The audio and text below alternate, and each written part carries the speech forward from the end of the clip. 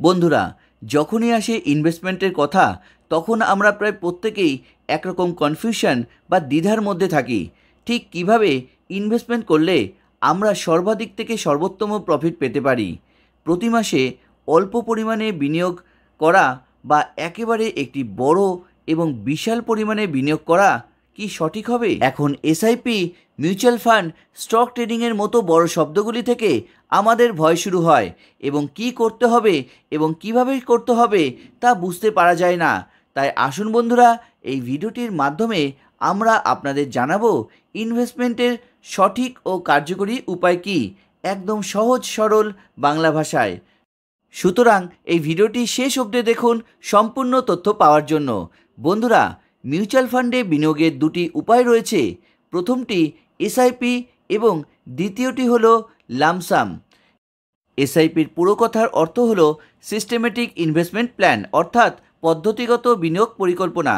দীর্ঘ সময়ের জন্য প্রতি মাসে অল্প অল্প করে কিছু পরিমাণ টাকা জমানোকে ফাইন্যান্সের ভাষায় বলা হয়ে থাকে এসআইপি।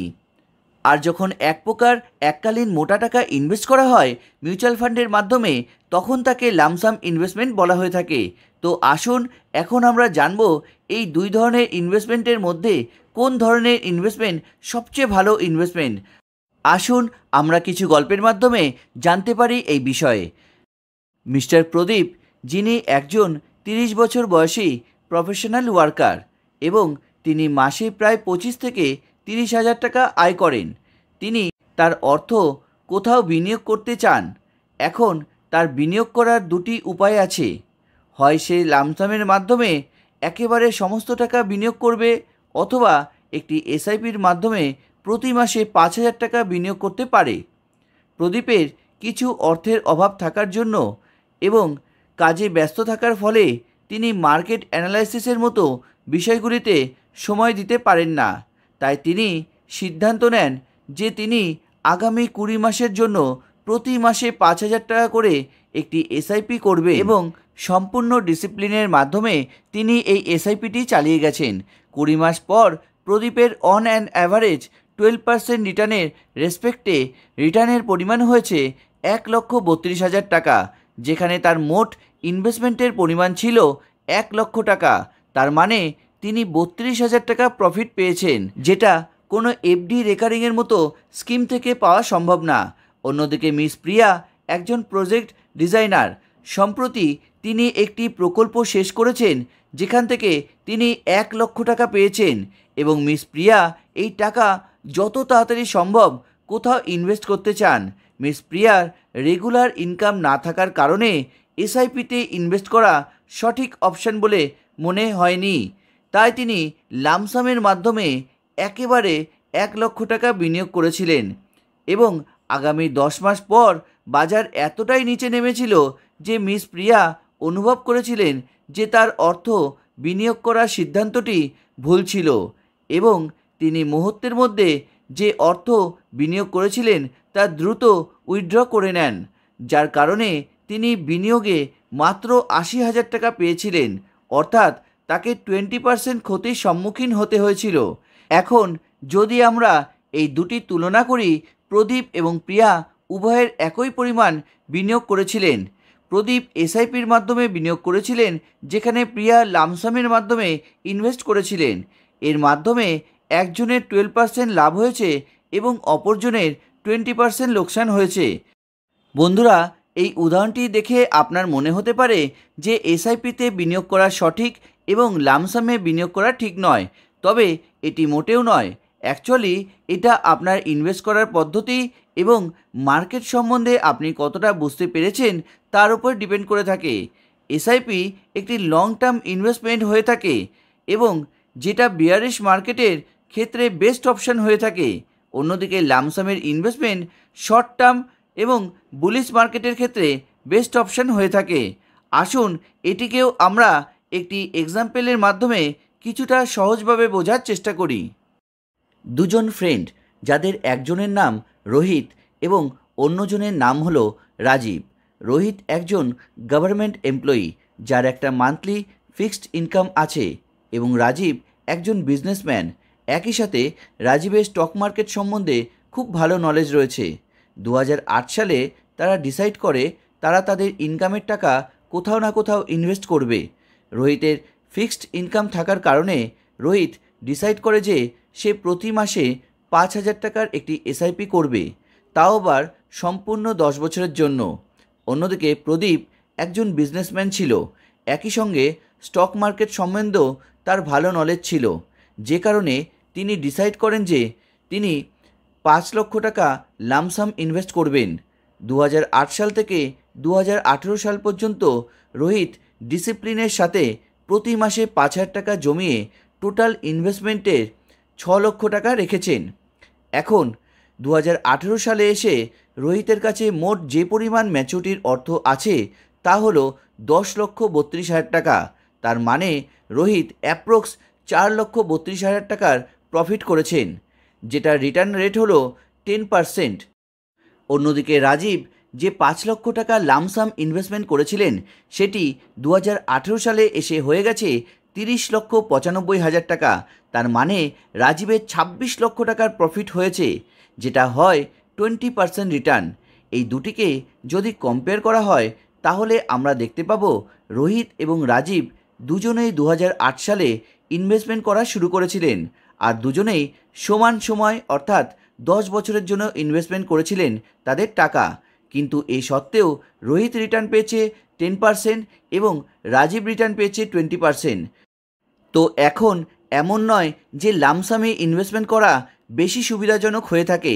যেমন আমরা প্রথমেই বলেছি যে এটা ডিপেন্ড করে থাকে আপনার ইনভেস্টমেন্ট করার কৌশল এবং মার্কেটকে বোঝার ওপর, মার্কেট বিয়ারিশ আছে না বুলিশ আছে তার ওপর। অন্যদিকে রাজীবের যেহেতু মার্কেট সম্বন্ধে ভালো নলেজ ছিল, সে যেন রাজীব জানতো 2008 সালে যে ফাইন্যান্সিয়াল ক্রাইসিসের পর মার্কেট আপাতত ভীষণ পরিমাণে ডাউন রয়েছে, কিন্তু আগত সময়ে মার্কেট এই পয়েন্ট থেকে নিচে নামবে না, বরং উপরের দিকেই থাকবে, মানে মার্কেট বুলিশ হবে। এই জন্য রাজীব তার টাকা এসআইপির মাধ্যমে নয় বরং লামসামের মাধ্যমে ইনভেস্ট করেছিলেন। আর এটাই যদি মিস প্রিয়ার এক্সাম্পলে দেখি, মিস প্রিয়া সেই সময় ইনভেস্ট করেছিলেন যে সময় মার্কেট বেটার পরিস্থিতিতে ছিল, কিন্তু আগামী 10 মাসের মধ্যেই ভীষণ মার্কেট ডাউন হয়ে গেছিল, আর প্রিয়া তাড়াতাড়ি করে তার টাকা লস সহ তুলে নিয়েছিলেন, মানে মার্কেট সেই সময় বিয়ারিশ ছিল।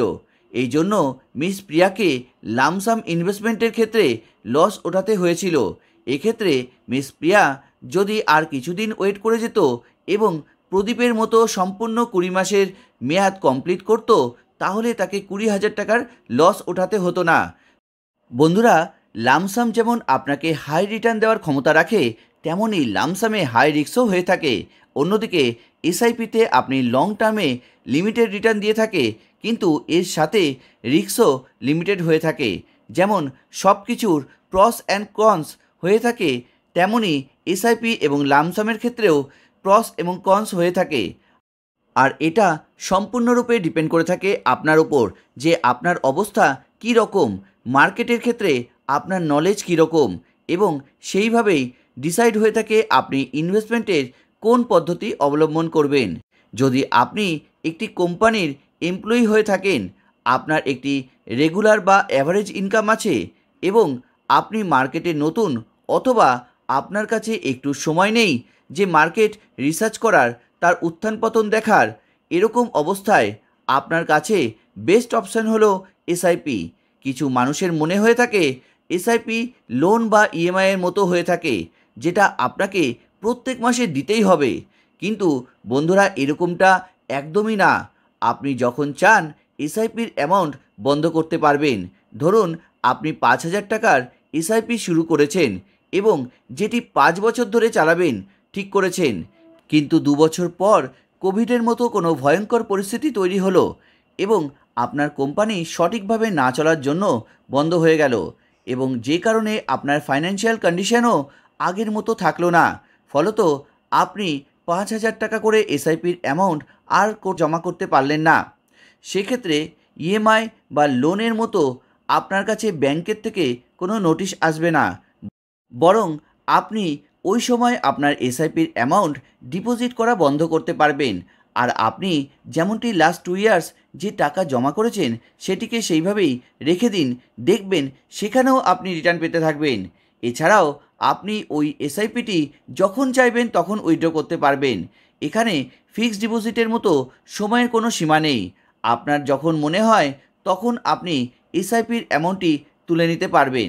দ্বিতীয়ত, আপনার ইনকাম যদি খুব ভালো হয়ে থাকে, আপনি মান্থলি বেশ ভালো ইনকাম করে থাকেন, আর আপনার যথেষ্ট সময় যদি থাকে যে আপনি মার্কেটের আপস অ্যান্ড ডাউনকে খুব ভালোভাবে রিসার্চ করতে পারবেন, তাহলে এই পরিস্থিতিতে আপনার ক্ষেত্রে ইনভেস্টমেন্টের সবচেয়ে সঠিক উপায় হলো লামসাম ইনভেস্টমেন্ট।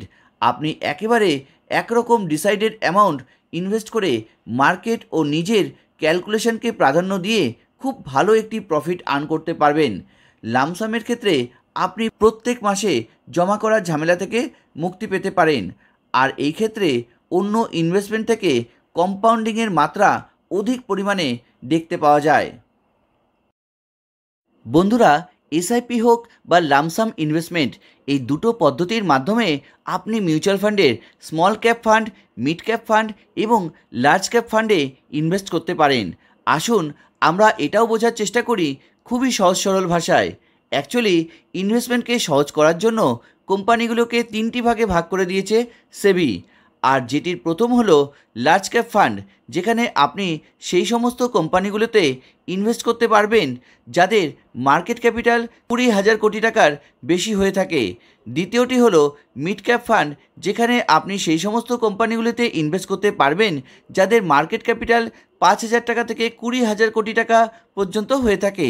এবং তৃতীয়টি হলো স্মল ক্যাপ ফান্ড, যেখানে আপনি সেই সমস্ত কোম্পানিগুলোতে ইনভেস্ট করতে পারবেন যাদের মার্কেট ক্যাপিটাল 5,000 কোটি টাকা থেকে কম হয়ে থাকে। তো বন্ধুরা, এখন এটা আপনার ওপর পুরো ডিপেন্ড করে থাকে যে আপনি ইনভেস্টমেন্টের কোন পদ্ধতি অবলম্বন করবেন। আপনি আপনার হিসাবে মার্কেটকে রিসার্চ করুন, আর যেই পদ্ধতি আপনার ইনভেস্টমেন্টের ক্ষেত্রে সুইটেবল মনে হয় সেখানে আপনি ইনভেস্ট করতে পারেন এবং ভালো রিটার্ন তুলে নিন। আর বন্ধুরা, আপনাদের এই ভিডিওটি কেমন লাগলো তা অবশ্যই আমাকে কমেন্ট করে জানাবেন এবং চ্যানেলটিকে সাবস্ক্রাইব করতে একটু ভুলবেন না। মিউচুয়াল ফান্ড সম্পর্কে আরও ভিডিও দেখতে চাইলে আপনারা অবশ্যই কমেন্ট করবেন আমাকে। আমি সেই মতো আপনাদের জন্য ভ্যালুয়েবল ভিডিও উপহার দেওয়ার চেষ্টা করব। সবাই ভালো থাকবেন, সুস্থ থাকবেন। দেখা হবে খুব শীঘ্রই পরের ভিডিওতে। ধন্যবাদ।